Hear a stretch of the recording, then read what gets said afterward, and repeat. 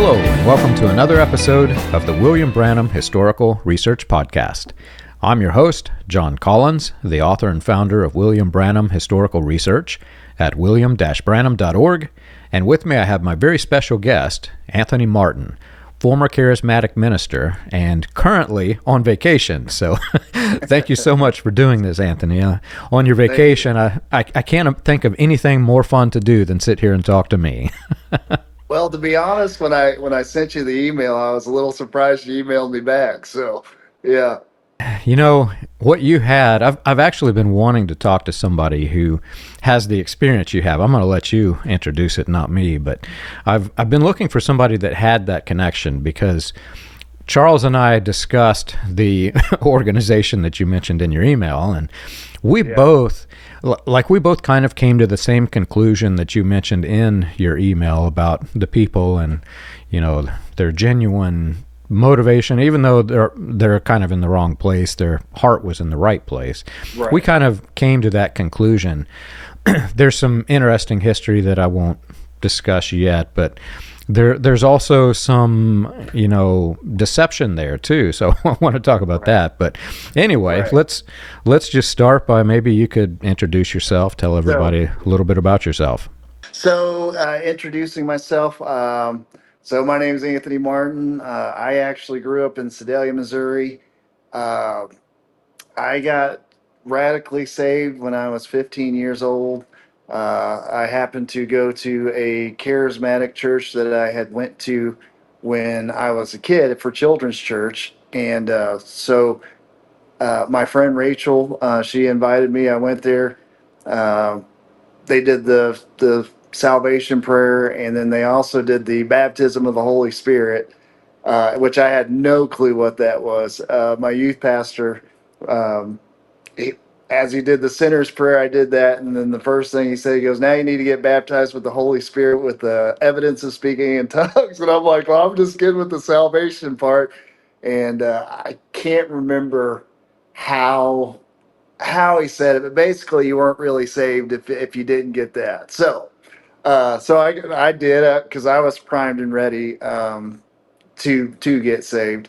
And so I did, got baptized with the Holy Spirit with the evidence of speaking in tongues, and then we were kind of off to the races after that. So, but I'll let you kind of ask questions and kind of see where to go from there. Yeah, you mentioned Sedalia, Missouri. I've actually been through there. I lived a good part of my life was in Pittsburgh, Kansas, and so you know, I think it's what 2 hour, maybe 2.5 hour drive from there. Yeah, pretty close to that. Yeah, I've It's been also there. the home of the state fair. Oh yeah, So that's actually going on right now. I live in Columbia, Missouri now, but that's where I grew up at. Yeah. So your experience as a charismatic minister, I'm curious to hear more about that. What was it like? How did you come to be a minister? And Well, so it kind of started. I'll start back with my salvation story, and then just kind of build it up a little bit from there. Um, so before I got saved, I was like my family, like we believed in God. I didn't really believe in God necessarily, but my mom, like her mother was a Pentecostal preacher. Uh, so so I was a stoner kid. I had long black hair. I loved Ozzy Osbourne. Like when I was 11, I heard Iron Man for the first time, and that's what really hit my love for music and rock and roll and all that. Um, but so I had watched the movie The Seventh Sign. I think it was Demi Moore, whoever was in that. Well, after that, I started having these dreams about like the end of the world had come, but I'm like standing in this scorched earth, and I kept hearing a voice said that the judgment of God has come, and it's too late for you to choose. And the voice was like, "So it's too late for you to choose. Whoever chose to go to heaven is in heaven, and whoever chose to go to hell is in hell." So I would have this dream for like 6 months. Anyway, my best friend Timmy, his sister Rachel was a Christian, and so his house was the party house. So he started. We used to go over there. Well, anyway, she started witnessing to me and all that kind of stuff. I went to her church, got radically saved, um, and it really did completely shift the whole course of my life. And So anyway, I got so radically saved. I was living with my sister at the time because my stepdad and my mom were traveling for work, and I didn't want to travel with them. It rattled my sister so much that she thought I joined a cult. She wasn't too far off, but at the time it was my genuine love for the Lord. Yeah. So anyway, my mom flew back. They were in Massachusetts at the time. She came to make sure I didn't join a cult. And of course, when I told her my salvation story and literally everything I had done before that, uh, she, she supported it. I had really long black hair at the time, and she took me to get it cut off, which, like, because now you're a Christian, you got to look the part. And so I was so radically saved that within a month of my salvation, my cousin got saved because of me. And then another month after that, one of our best friends got saved. I mean, it was like the Book of Acts was going on like in that time. So anyway, at 15, I felt like I was literally praying on my front porch, and I felt like what do you want me to do with my life? And I felt that call to the ministry and all that. So fast forward a little bit, I met my ex-wife. Her dad was taking over a church that I had started going to.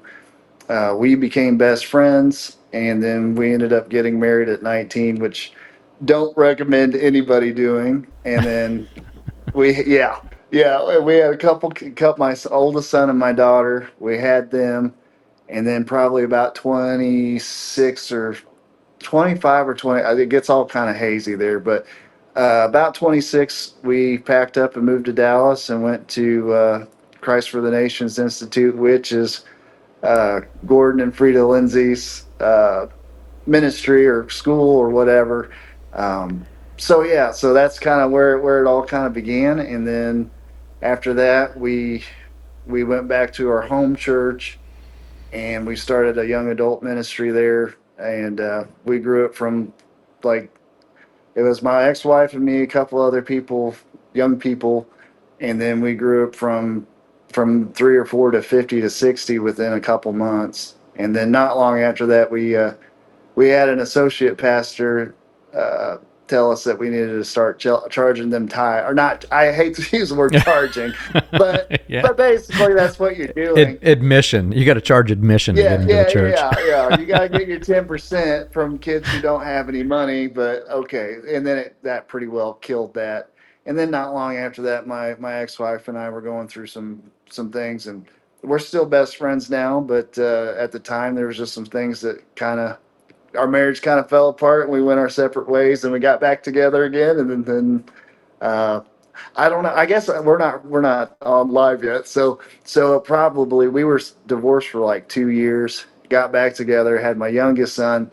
And then about a year after that, she had come out and told me that she was a lesbian. Again, all that stuff ties into your podcast, right? Yeah. So I'm like, because her dad being a preacher and all that kind of stuff, that was very suppressed. So she had known her whole life, and there were signs there, but if I had changed a lot of that 2 years that we weren't together, I had changed a lot of my views on a lot of things. And one of them was homosexuality, lesbianism, all that stuff.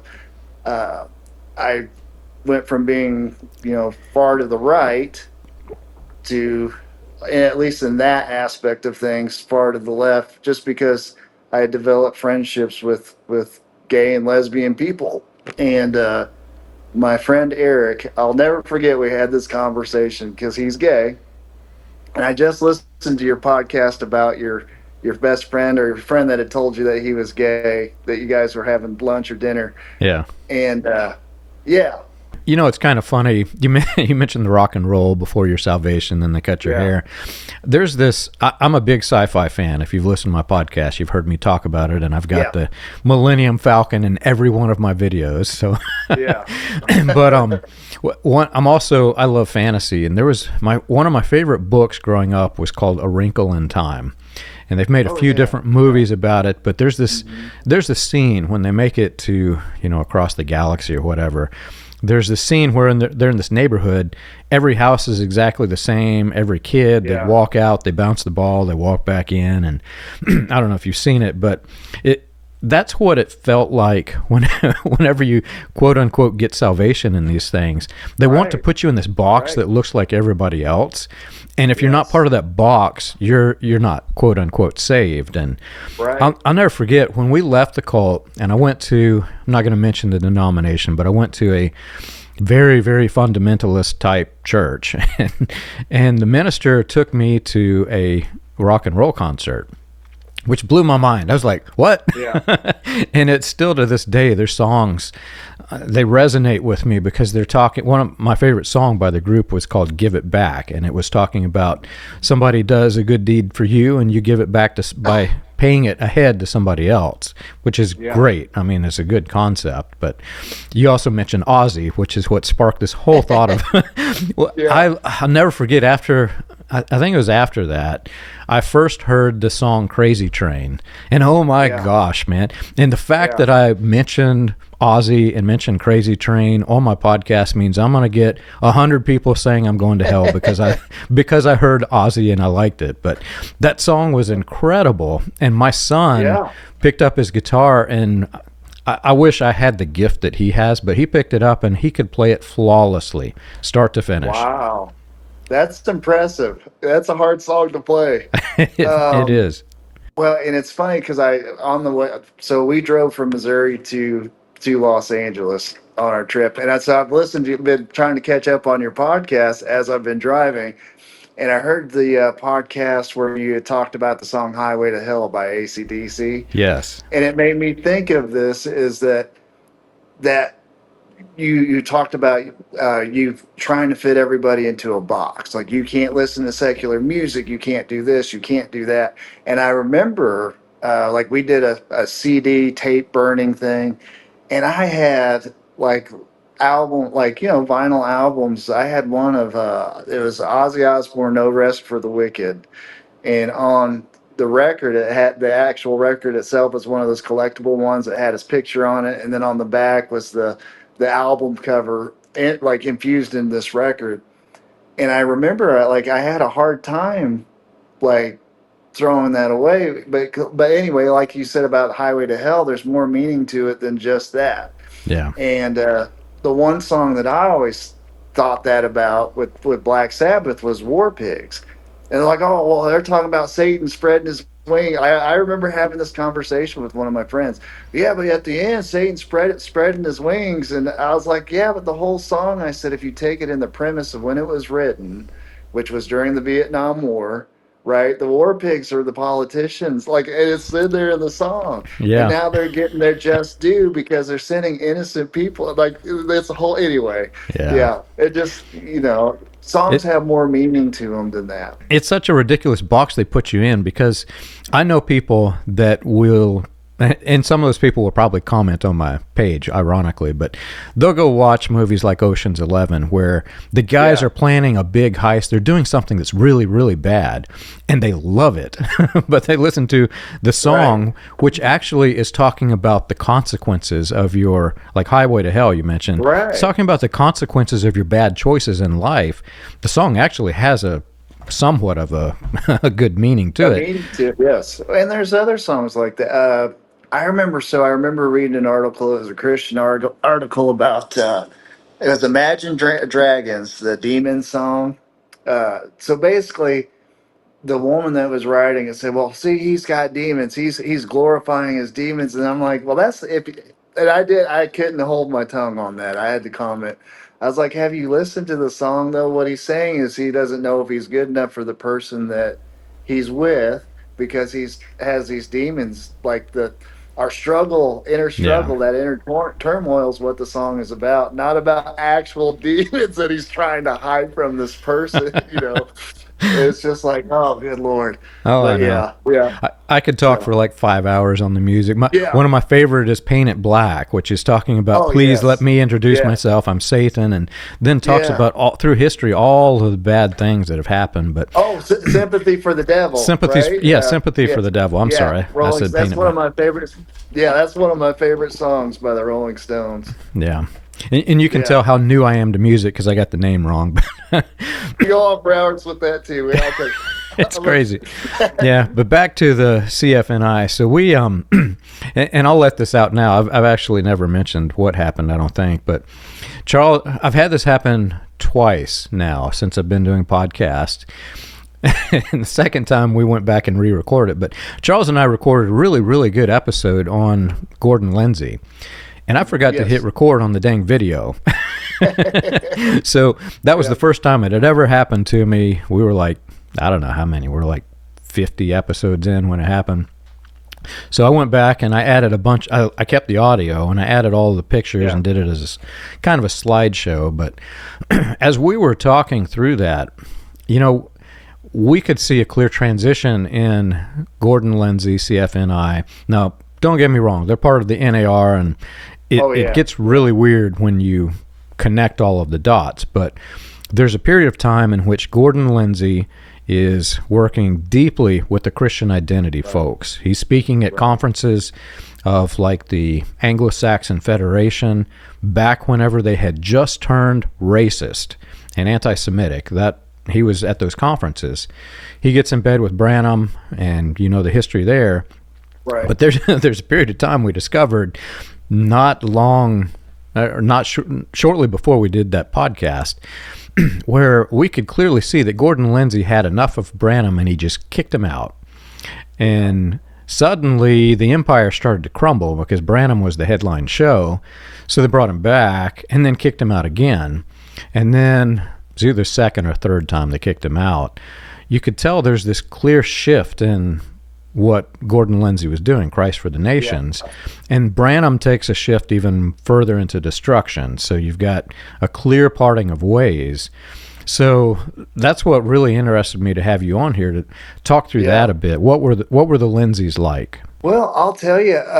So I had no idea of what Christ for the Nations was, or Gordon Lindsay, or any of that. And my ex-wife, she absolutely loved like CFNI. She would go there when she was a teenager. I can't remember what it was. They would have some kind of youth event or whatever.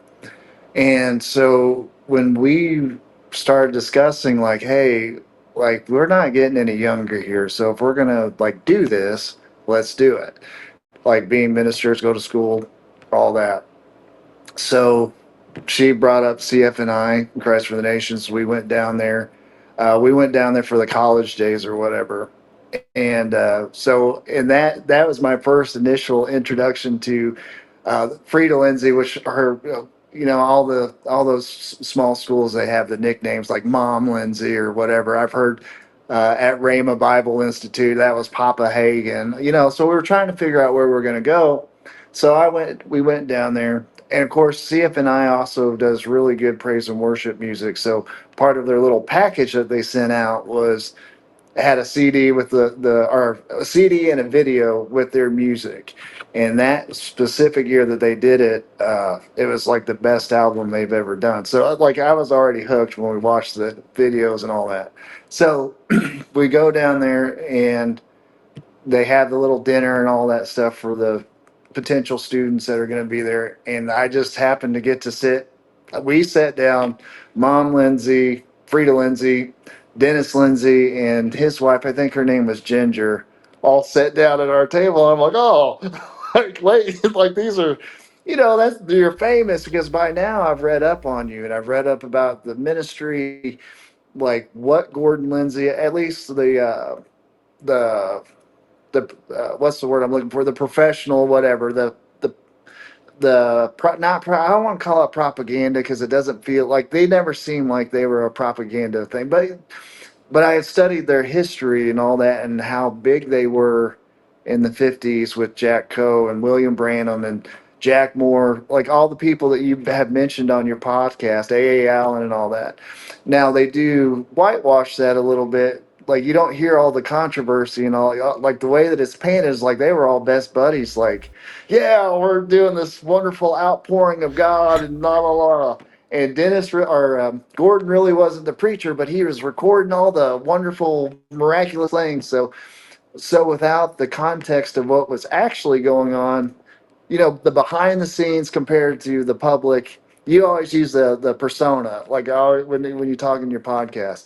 So so the pictures painted like these were like the greatest revivalists of all time, but they were all just hanging out, Oral Roberts, like they were all the best of friends.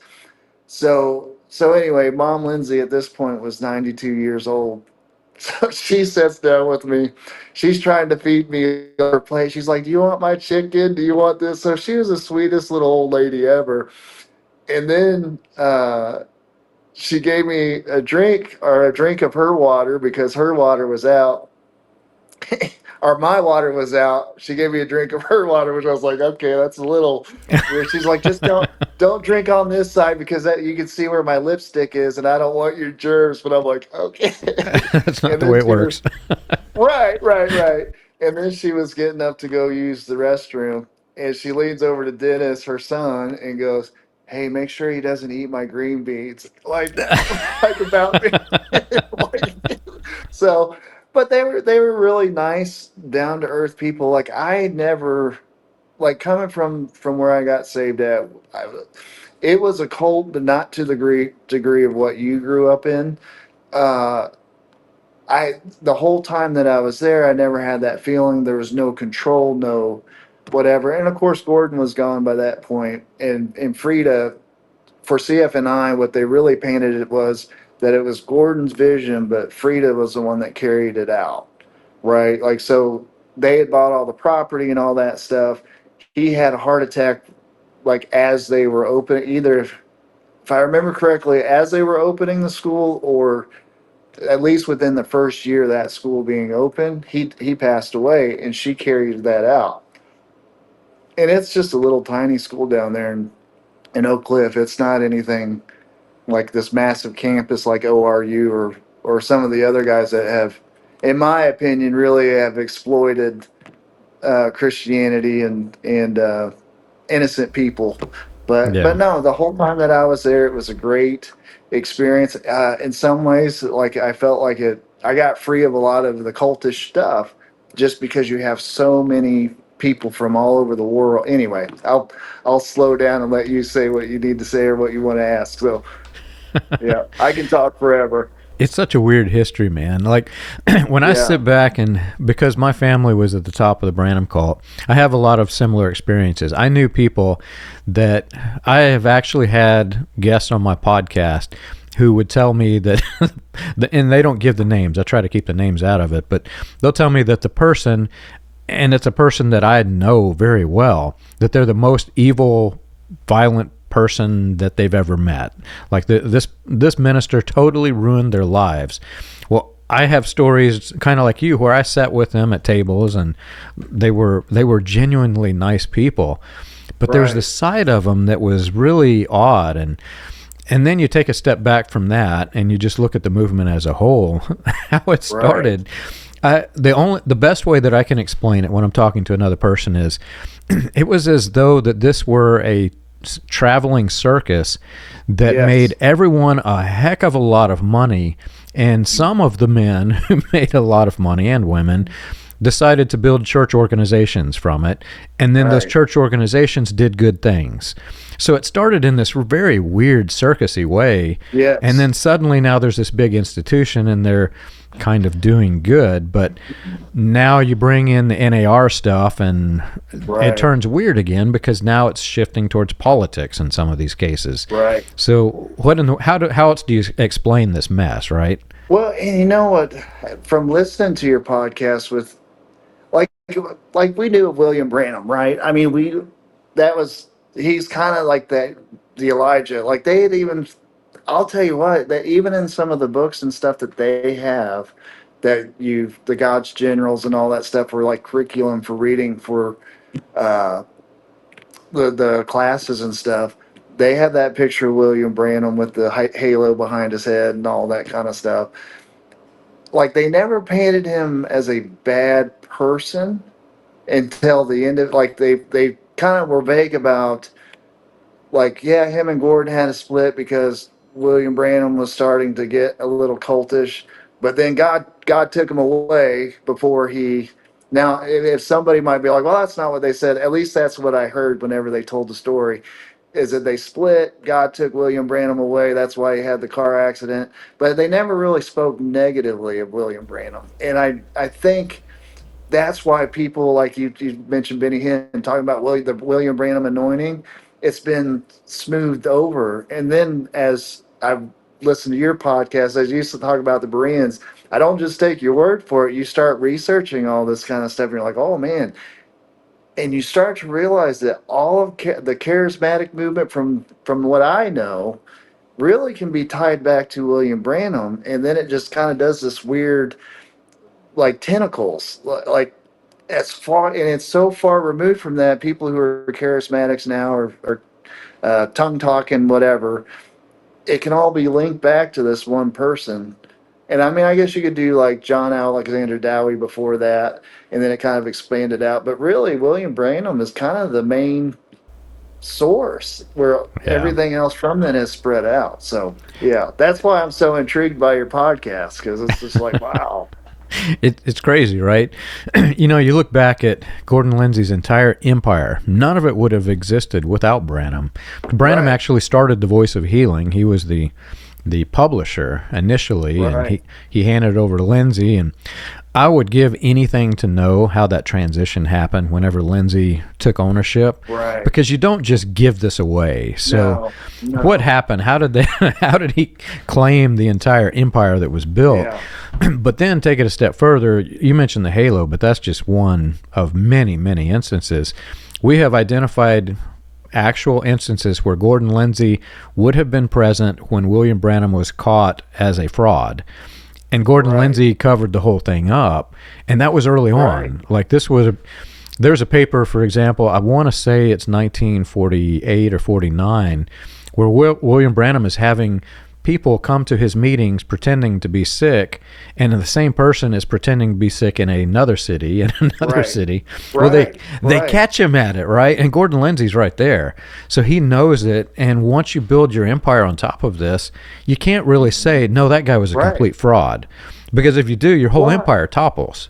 and I kind of sometimes wonder because of the time. It, sometimes you want to believe something so bad, and I almost kind of wonder if that's what happened with Gordon Lindsay, is that it just kept building up, right? And maybe the line in the sand was where William Branham's like, "I'm Jesus." Like, I don't know, because it is clear that like a lot of the stuff that was happening, like it's, and the more research that you do about any kind of move of God, there's stuff like that happening. It's not real, right? It's not real. Even if some healings and some sporadic little things happen, I would say nine out of the 10 aren't real healings or miracles. There's not real signs and wonders going on. And you realize the narcissistic part of everything that is tied into this from one central figure, and that's one pattern throughout that movement, charismatic movement. There's always somebody that they talk about how called they are, how they're God's man, and they're meant to raise up like the next generation, except for they never raise up the next generation. And that's probably where I became the most disillusioned with Christianity and not Chris. Let me rephrase that. Not Christianity, the charismatic movement, is because there's more people that are like that and ministers who are like that than who actually create that next generation to go out. In CFNI, in the Lindsay's defense, and Christ for the Nations, they actually seemed to encourage that, like to actually, like the according to CFNI, that was Gordon Lindsay's whole vision, because when he saw all the hippies getting saved and all this, this was going to be that latter rain again. I don't know how many latter rains we've had, but good Lord, there's been a ton of them. Uh, but this was going to be that next generation, and they really seem to have held to that vision. And I don't want to be a devil's advocate for Gordon Lindsay, or yeah, for Gordon Lindsay, but because I'll be honest, I'm agnostic now, and it has nothing to do with anything that I've been through. It it has more to do with the more that you. I'm like you, a very analytical person. So the more that you study, like it kind of just like, oh, okay, like I have nothing against Christianity or any kind of religion at all, but in the, like I said, with back to what I was said about Gordon Lindsay, at least it seems like their vision or what the vision was supposed to be for CFNI. It feels like they've. I can't say it now because it's been years since I've been there, but it feels like they kept to it. Now, Yeah. minus what happened way back then, that's kind of. It feels like everybody was fighting for their place back then. Is what it seemed like. Have you ever wondered how the Pentecostal movement started, or how the progression of modern Pentecostalism transitioned through the latter rain, Charismatic, and other fringe movements into the New Apostolic Reformation? You can learn this and more on William Branham Historical Research's website, william-branham.org. On the books page of the website, you can find the compiled research of John Collins, Charles Paisley, Stephen Montgomery, John McKinnon, and others, with links to the paper, audio, and digital versions of each book. You can also find resources and documentation on various people and topics related to those movements. If you want to contribute to the cause, you can support the podcast by clicking the Contribute button at the top. And as always, be sure to like and subscribe to the audio or video version that you're listening to or watching. On behalf of William Branham Historical Research, we want to thank you for your support. You know, I've reached the place where I don't even view it as Christianity, so any comment you make is fine with me, because even though their heart may be in the right place and they may think that they're doing good things, Christianity, for me and from what I read in the Bible, is that you have a community of people that love each other, love God, help each other. If a person gets sick, let's go help the sick person. And then if God were to heal the sick person, and they would all praise God and say, wow, that's wonderful, but we're still going to love the ones that didn't get healed. That, for me, that view would be Christianity. Yes. But it's like that they took one person who might have gotten healed and then turned that itself into a religion where now everybody has to come and they all try to get healed. So it's just so weird when you think about the theatrics of it, because you can't really generate healings like they claim they do. So you've got the examples, like I mentioned, where you plant the people in. One of the gimmicks that was used in not just William Branham's, but I found this in, I think Catherine Coleman was doing it, maybe Amy Semple McPherson, but they bring in all these wheelchairs, and if you're standing, if you're tired, well, an usher will put you in a wheelchair and they'll wheel you up because your legs are tired. Well, when they get to stage, they don't literally say this person was crippled and they're raising up, but when the audience sees them raise up, everybody's going, oh my gosh, we have a genuine healing of a crippled person. Right. And it's all for show. It's all it's a circus act. Well, and you've said in your previous podcast, I think it's very accurate. In today's world, most people aren't going to go, oh man, that's.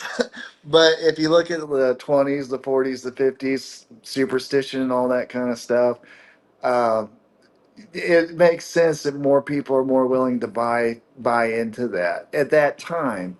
Um, I don't think you could get away with it in today's world, although it does seem whenever uh, the next move of God, like whoever, this guy got visited by an angel and they got gold dust coming down from the heavens and all that. It typically seems like those guys get cut short pretty quick because, what was that guy's name? Todd Bentley, I think, was and he was going to be the next move of God guy. I remember seeing this guy, and so I remember seeing him and being like, something's not seeming right. And lo and behold, he was, before he even got famous, he was already doing things he shouldn't be doing, and so stuff like that. Anyway, it seems like they get cut down a lot quicker than what they did back then, and maybe because we're in a social media world, it's easier to get caught, right? You get caught dead to rights. It's not just somebody else saying something over here and there and all that, where probably in those days you had more yes men who were covering things up, and then you're moving on to the next place, so you can't It doesn't Yeah. spread like wildfire, and yeah, It's anyway. it's like the snake oil salesman from Bonanza. You go use Right, one town till you get all the money you can get out of that town, and then when they right, figure you out, you go to the next one.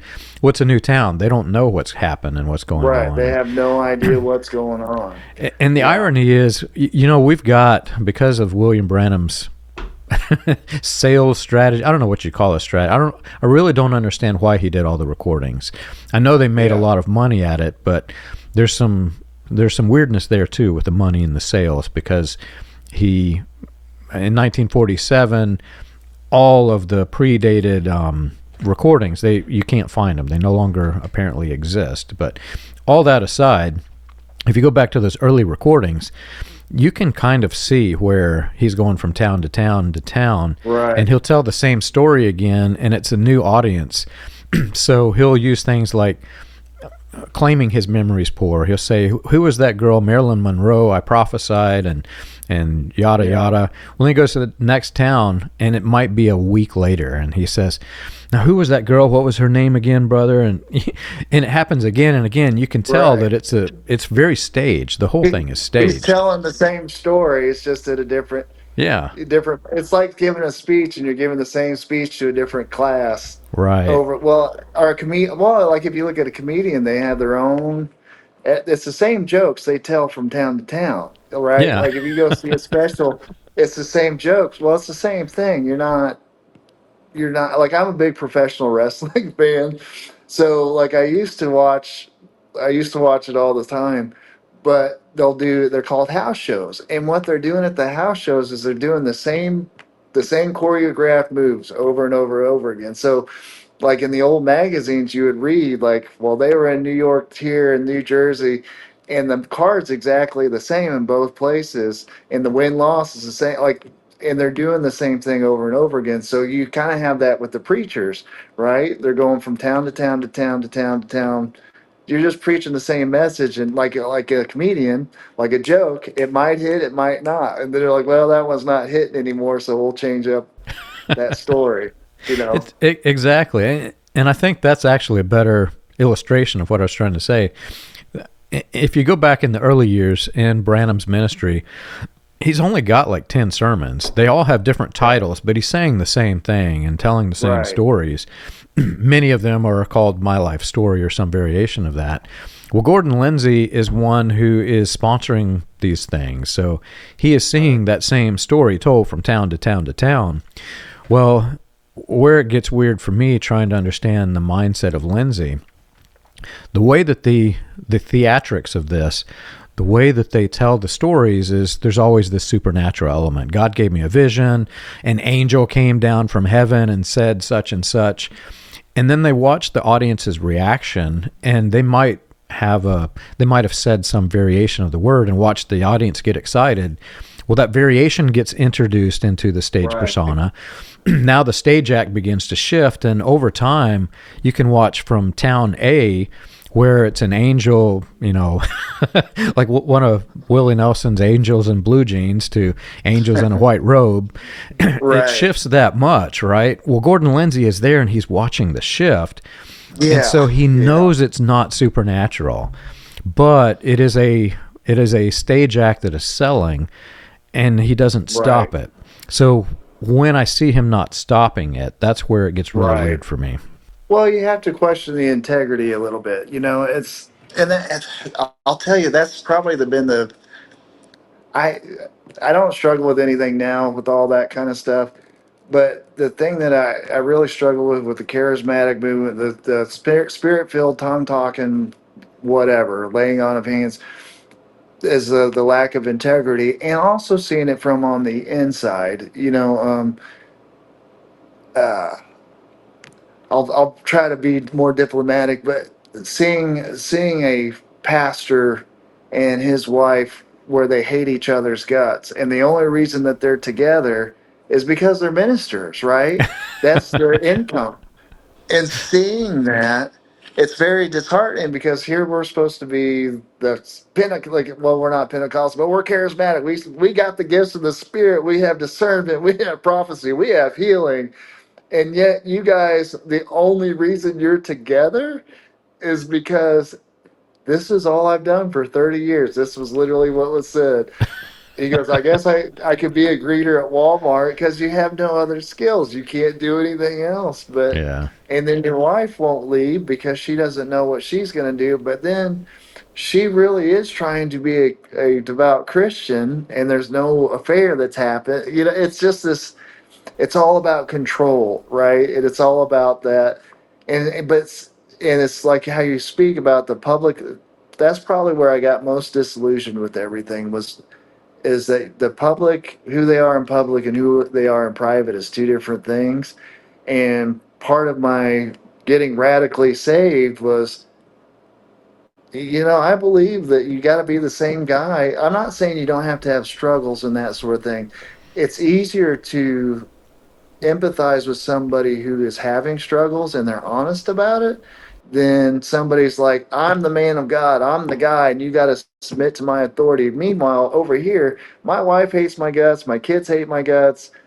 Uh, I'm looking at things I shouldn't be looking at, all that part of it. It's just like that's where my disillusionment comes in. And it's all created off that.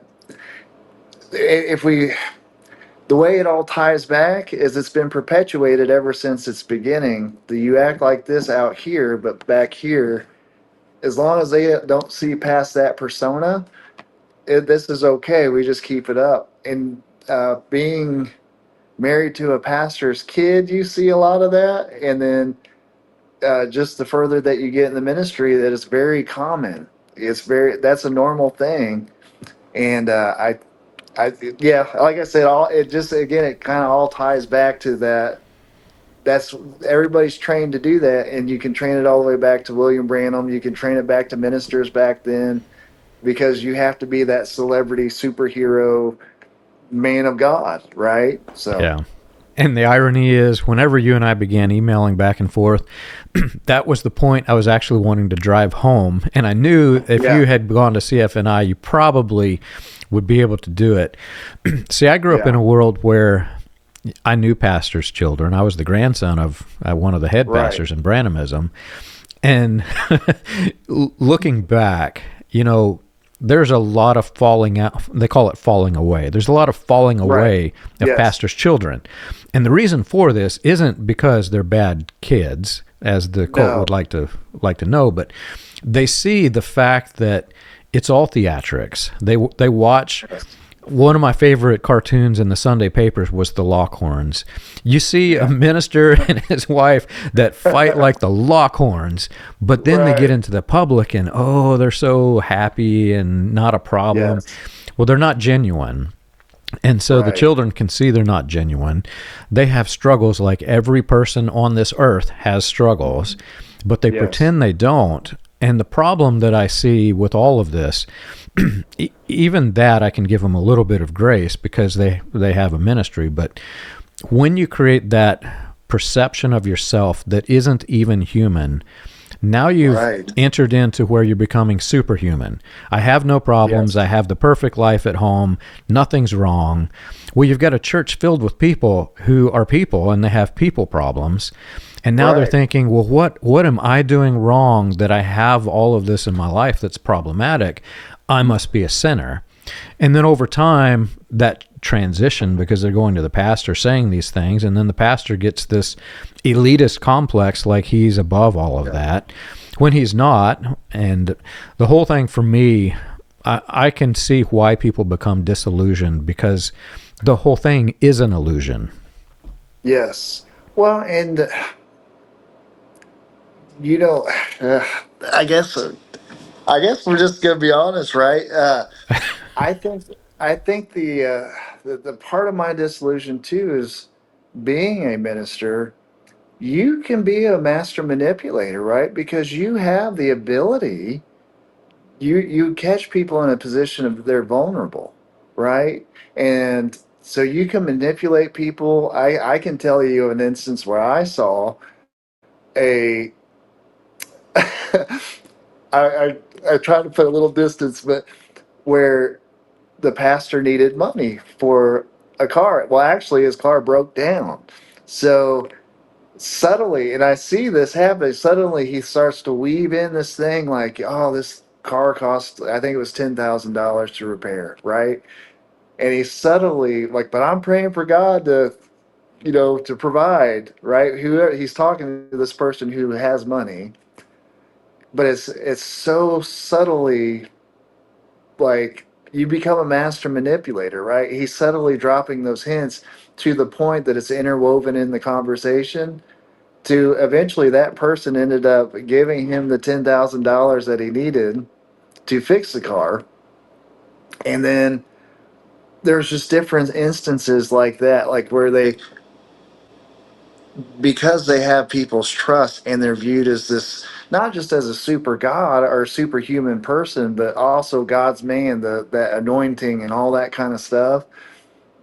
The preacher can manipulate the parishioner into giving them whatever they want, or uh, that I can tell you of another instance where somebody's TV broke, and in the conversation they had mentioned it that their TV had broken, and guess what? After church that day, here comes five people with this brand new TV to get it set up in the pastor's house. Like that's the kind of stuff. It's just like, and now this particular person that I'm talking about, he was not a forceful like some ministers are like that, demanding, forceful, like you serve the pastor and all that. He, on an interpersonal level, he was a very soft spoken, very gentle, very kind, and aside from that, he's a very gentle, kind person. But he learned how to master that to still manipulate people and get what he wanted. He just didn't do it with force. He did it with a soft hand. So yeah, it's just, Yeah. and you get disillusioned with that too. So yeah, I have a real problem with that. I'm, yeah, in fact, I think it was the podcast that I recorded just before this one last week, but had the same exact discussion because I'm nowhere near the level that they are, and I don't ever see myself to be a minister or anything like it. But right. I've noticed that I can say things and I can watch the reaction of people. And after you do this a bit, you kind of get a feel for the power of Yeah. your words and how to use them. And so if you want people to understand a certain topic, you say it a certain way. Well, if you want them to do a certain thing, you can also say a thing in the right way. And I'm watching all of these ministers in this NAR and all of its apostolic Right. networks. They're saying things that honestly, I can go back in the 60s and I can find white supremacy groups saying the same kind of politically charged statements. Yes. And it resulted in riots and people died. There were people who assaulted other people because of words spoken in a sermon. And I'm seeing Yeah. the same thing today. And these men, like, I'm amateur at all of this. I'm a little shocked that Right. I'm doing it. If I have the power to understand that my words can have that kind of an effect, well, think of a minister who does this every single Sunday. Yeah. Yeah. These people know what they're doing. They know what they're saying. They know the result that's going to happen. Yes. And like you said, it can be used to get them money. My family has struggles too. I'm very cautious not to mention my struggles because people will send me money, and many of the people who would send it are very, like, the cult has robbed them blind. So I'm careful not to. Right. But these ministers, I know I can name names. I'm not going to do it, but ministers who have done exactly what you've said, and people who did not even have the money to give them, who couldn't even keep Yes. food on their own table, was giving them their money. Well, and I don't want to speak. I feel like we're going like we kind of nailed some. I do have friends who are ministers who are legitimately doing God's work. So, but the problem is, I feel like for every one good minister you have, now some people are like, well, you just have that one bad minister and then there's 10 good ones. I would beg to differ. I would say for every one minister who's doing the right thing, there's 10 of them whose lives are on the verge of falling apart. And that's from just seeing it. That has nothing to do with like, oh, I'm just disillusioned with the thing. It's sad, and it's a sad state of affairs. Because right there, for every one you have 10 that have an agenda, whatever it is to feed their ego, to fill their pocketbook.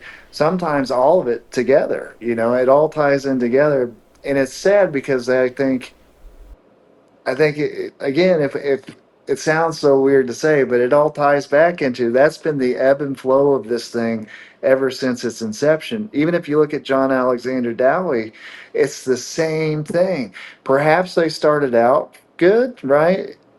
Perhaps, but I think most of it, it's either to feed ego, it's either to feed their finances, or it's to, the other thing is, are we allowed to say sex on here? Is that allowed? Depends on Or how you say it. well, well, but it's allowed to get the girls. I mean, all that stuff's all tied in, or the guys. I guess it depends on the person, Yeah. but it's all tied in. It's sex, money, and power and fame and control. It's never really what the gospel is about or what Jesus taught about. There's very few churches that are concerned about the poor. Not really, even though that was like the most important thing that Jesus talked about.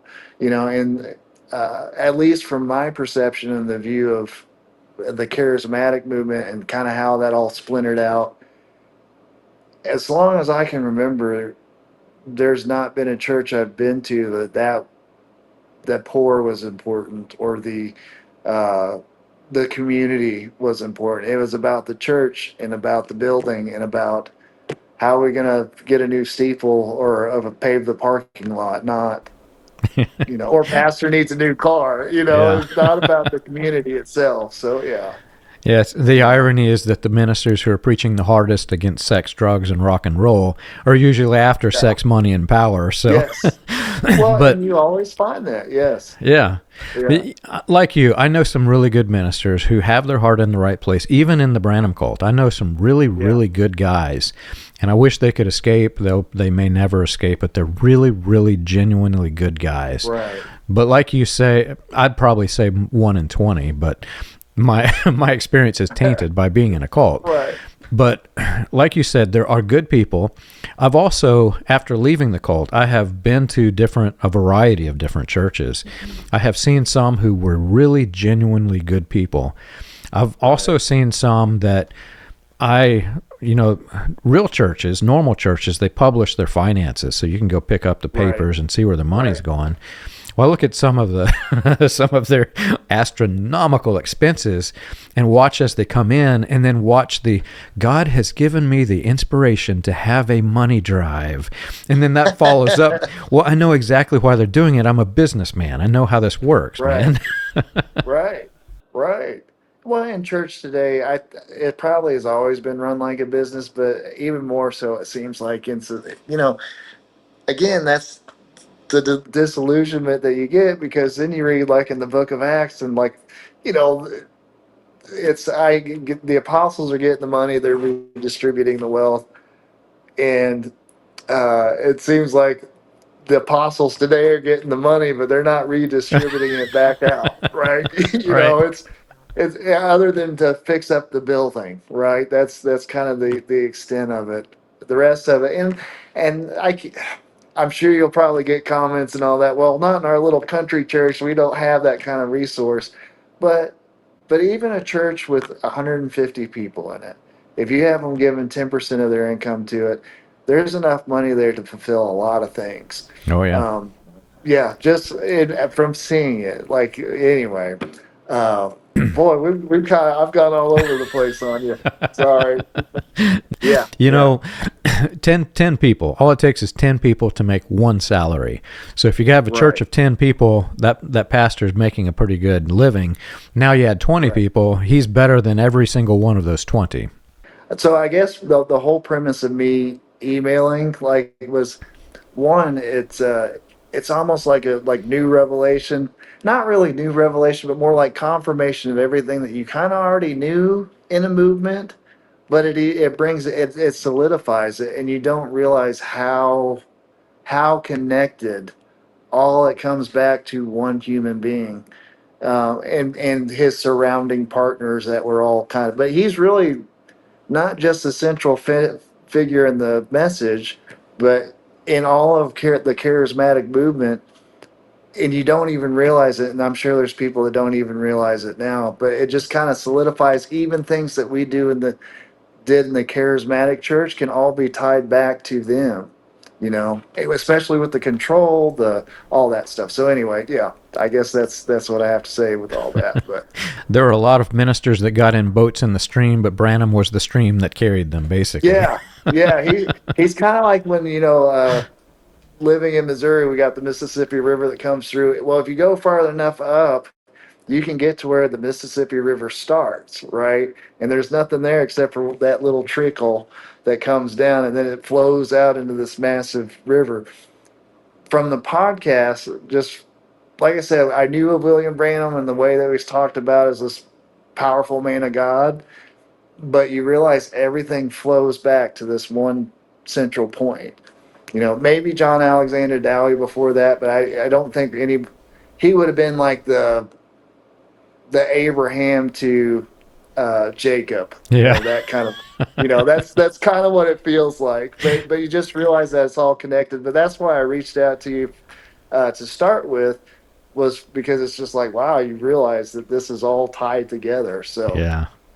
Yeah, I refer to him as the prototype con man, basically. yes, yeah. Yeah, well, I mean, if you look at the televangelist and everything's kind of attached to that. With I don't care. Benny Hinn, T.L. Osborne, uh, uh, Joel Osteen's dad, John. Even Jimmy Swaggart, like all those guys, you can kind of base it all the way back to this again. Same guy, same central person. So anyway, Yeah, it's crazy stuff. Well, I'm so glad you yeah. did contact me. If you had some advice that you would give to other people who are trapped in the charismatic movement, Yeah. what advice would you give them? Well, for anybody, not even just the charismatic movement, probably even your listeners and all that, there is a life after that. There is, and I think probably in my struggle was fear, like trying to get out of that, because even hell is always that thing that's always a threatening thing. Like if you don't do this and you don't do that, then this is the case. Um, for anybody who's a believer, read the Bible. Like the Bible will set you free from all the stuff that doesn't line up with the cult, and it fits. I will say that the more that you're starting to come out of that, the more resistance and the fighting and the barking that you're going to get from everybody else that's telling you you're wrong or you're whatever. Trust your instinct. I I guess I would start from that. Trust your instinct. What you feel inside of you that's telling you to get out and walk away from it. Reconnect with God. I think the biggest thing that the problem is in any movement is people don't read the Bible, right?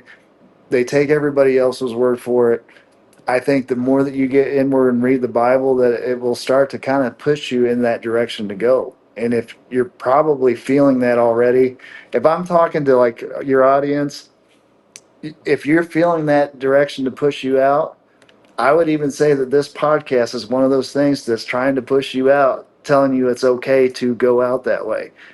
And I don't, everybody believes different things, but I do think that God does kind of is trying to push you in a direction to move that way. And don't be afraid. It is hard because what happens when you do walk away from stuff like that, or a church or a body of Christ, and I don't mean the actual body of Christ like real Christians, but that body of Christ, they will turn their backs on you. They will ostracize you. They will threaten you that you're going to go to hell, that you're going to die, and all that kind of stuff. But you won't. It's just like the Oz the Great and Powerful. Don't look behind the curtain. Don't do that.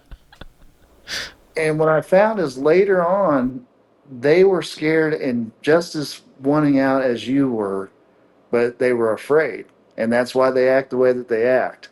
So that, I guess, I don't know. I kind of went all over the place with that, but truthfully, there is a way out. Just keep moving forward. If you feel like that's what you need to do, then do it. And I think in today's society, you have more support groups and more people that have been through that and have gotten out of that, that you're not alone. And I think that's probably one thing that your podcast does too. It kind of brings to light that you're not by yourself. Like you're not going to be, there's other people that have walked out of that, and that's one thing I'll say about your podcast. So the back to the first church, I know we've been all over the place, but back to the first church that I went to, at the time when I left that church, like they all turned their backs on me. And I remember one of the girl that I was dating or kind of seeing at the time, she said, well, if you don't love your pastor, that my pastor, then you can't possibly love me. Right. And then I remember seeing, I was like 16 years old. And that was my first Christian experience ever. I remember seeing those people in Walmart and them about facing and walking away from me. And so I think that the biggest thing is you realize is that you're not really alone. And even this podcast, like you feel like you're by yourself at the time, but there's more people, there's more community, more groups out there that have been through stuff like that than what there haven't. And I don't know. I guess that's kind of how I would finish it up and say it that way. Yeah. That's good advice. I had a lady recently contact me, and she had her first experience where she had went into a place and she got the scorn, the nasty eye, I call it, from the cult members. And right. she was like, well, what do you do? And I said, I don't know. That's like average Tuesday for me. I go into any store and it happens for me. But that initial fear, that's really the weird part of this, because you're in it, and part of your fear of leaving is because you know deep down inside that you've done that to other people and that you will do that. So then when you leave, you know what's going to happen because you were part of it. You know they're all going to be like that. And so it kind of keeps you in that fear. Then after you leave, you're like, oh no, it's going to happen. But after you're away from it for a while, you're like, yeah, that's kind of childish. That's what a 10-year-old might do. It's not what adults usually do. Well, you know what was funny, and I know we've probably gone a little longer than we should, but you know what was funny is that after I had left with my youth pastors, but after I left, what you find is it starts to trickle, like years, months to years later. Those same people that ostracized you, that are out of it, they do come to you with their tail between their legs and apologize. But I didn't mean to sound like, well, they're coming with their tail between their legs. They just need somebody to be like, it's okay. Like, yeah, they need a hug. Yeah, they do. And so a lot of the relationships, you get older and they kind of go everywhere, but there's a healing in that once you get through that. And then those people that were your persecutor. Yeah, they're not really persecuting like in that, but the people that were treating you bad, they're just looking for, because now they feel like you did at that time. They just need somebody to say, hey, it's okay. Like, we're good. Yeah. And I don't know too many people that have gone through that are become calloused and unempathetic towards that. So yeah, anyway. Yeah. People are people, and they all want to like other people at heart. They've just kind of been manipulated against it. So, well, thank you so much for doing this. I could probably go for the next 3 hours. This is incredibly fun. I could too. Yeah, this is good. I enjoyed it. Yeah. Like I said, I tend to go off the rabbit holes quite a bit. So yeah. Well, they were all good ones. Back to the story. Okay, good deal. They're all good ones. Well, if you've enjoyed our show and you want more information, you can check us out on the web. You can find us at william-branham.org. For an overview of the dark side of the NAR, you can read Weaponized Religion from Christian Identity to the NAR, available on Amazon, Kindle, and soon Audible.